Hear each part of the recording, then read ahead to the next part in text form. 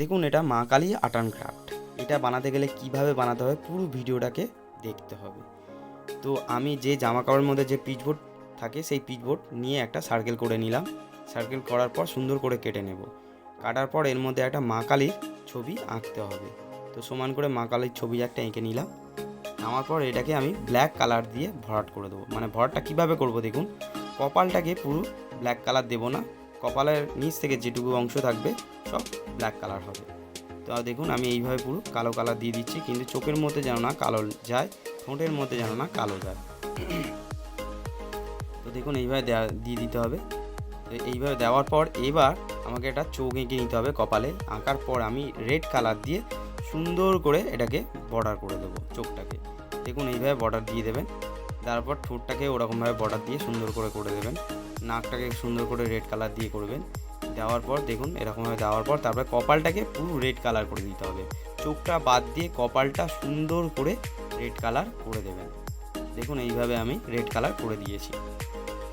তো দেখুন তাই এইটুকু করাতেই কত সুন্দর লাগছে জিনিসটা। এবার আমি ইয়েলো কালার দেবো চোখের মধ্যে। দেখুন চোখের মনির মধ্যে আমি ইয়েলো কালার দিয়ে দিয়েছি। দিয়ে এবার কালো কালার দিয়ে এটাকে সুন্দর করে এঁকে নেবো। দেখুন ঠিক আছে, চোখের মনিটা কত সুন্দর লাগছে। হ্যাঁ, এই হয়ে গেল। হওয়ার পর এবার আমার একটা পিঙ্ক কালার চার্ট পেপার লাগবে। তো আমি চার্ট পেপারটাকে ঠিক পাপড়ির মতন এঁকে নিতে হবে, এঁকে কাটতে হবে। তো আমি যেহেতু অনেকগুলো লাগবে বলে একসাথে মুড়ে সুন্দর করে ভাঁজ করে আমি এটাকে কেটে নিলাম। কাটার পর অনেকে যদি অসুবিধা হয় তাহলে ওই মাপে আবার একটা কেটে নেবে। এরকমভাবে কেটে নিতে হবে। কাটার পরে দেখুন এরকম হবে। তারপর মধ্যিখান থেকে কেটে নিতে হবে। নেওয়ার পরে আমার একটা ইয়েলো কালার লাগবে। তো ইয়েলো কালারটা ঠিক এই ইয়েলো কালারটা লাগবে, এরকম ইয়েলো কালার কিনবেন। কেনার পর এটাকেও ঠিক আমি সমান করে ভাঁজ করে নেব। নিয়ে এই পাপড়ির একটু বড়োভাবে কাটতে হবে, যেন ইয়েলো কালারটা ওই পাপড়ির থেকে যেন বড় হয়। তো আমি সেম ওরকম বড়োভাবে কেটে নিলাম। তো দেখুন এরকমভাবে কেটে নিচ্ছি, সুন্দর করে কাটিং করে নিলাম, ওটার মাপেই কাটলাম। দেখুন যে কটা কাটা যায় সেইভাবেই কেটে নিলাম ওই পেপারটা থেকে। তো কাটার পরে এবার কি করতে হবে, এবার এই পাপড়ির মধ্যে ইয়েলো পেপারের মধ্যে পিঙ্ক কালারটা সুন্দরভাবে আটকে দিতে হবে। দেখুন এইভাবে আটকাতে হবে। দেখুন আমার আটকানো হয়ে গেছে।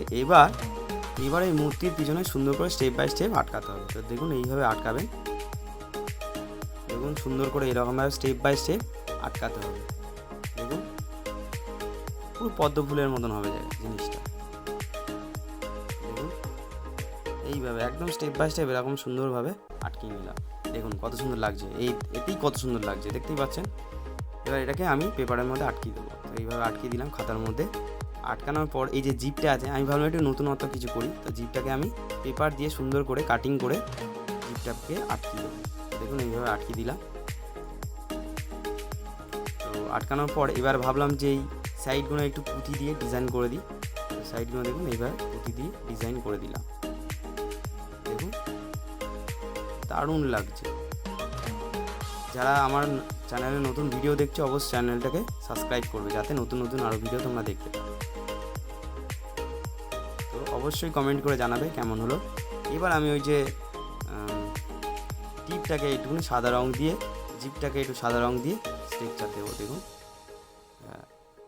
এবার কেমন লাগছে অবশ্যই কমেন্ট করে জানাও। টাটা।